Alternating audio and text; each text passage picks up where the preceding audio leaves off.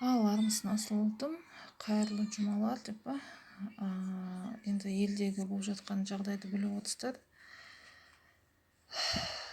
16 елдің дей ма, қанша елдің саммит өтіп жатыр Астанада. Енді былай қазақша қысқа айтқанда, Қытай оккупациясын бастады деп па. Жоғарғы оқу орындарында Қытай тілі міндетті тіл оқытылады енді, ағылшын тілімен пара-пар. Жаймен емес, кәдімгідей қарқынмен Қытай өзінің саясатын жүргізіп жатыр. Енді мен осы өз ұлтым жанашыр болған екен, қазір білгім келіп жатыр да. Не істейміз, не қоямыз, бізге қазақ ұлтына қауіп төніп тұр ма? Енді әрине құлмыз ғой, енді Кремльдің о бастан құлмыз. Айналайын рахмет хандарға, билерге, солардың аяқ астына жығып бергенге. Керемет өмір сүріп жатырмыз. Дядькаларға, аға көкелерге сатқын үлкен алғыс білдіреміз, солардың құл етіп отқанына.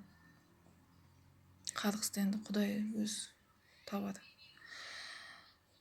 Енді көрекші біз қазаққа не қазір, не істейміз, не қоямыз. Мін қастандық. О бастан қастандық. Қазақ елі өспеу керек, өнбеу керек, қазақтар өліп қалу керек, мына жердің бәрін олар алып алу керек. Бізде бірақ таңдау бар.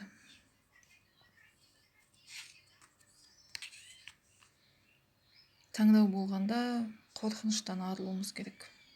Білмеймін, бір қорқыныш.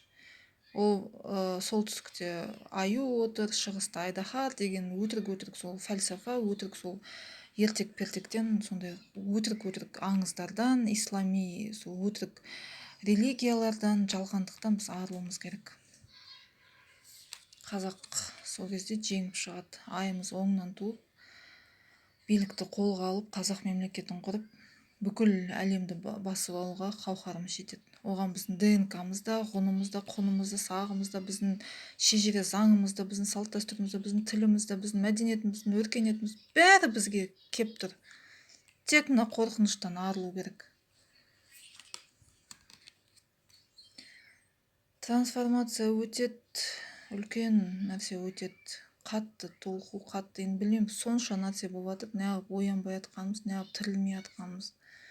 Тағы неден өтуіміз керек? Мынандай қатын жандылықтан құтылуымыз керек.